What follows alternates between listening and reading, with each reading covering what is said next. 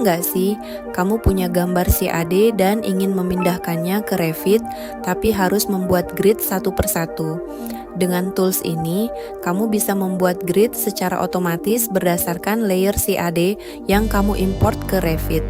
Pertama, pilih tools-nya. Kemudian, pilih file CAD kamu. Lalu, pilih layer grid dari CAD tersebut.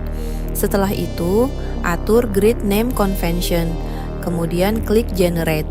Maka grid akan otomatis terbentuk. Grid ini penting dibuat sejak awal proyek, agar proyekmu berjalan lancar.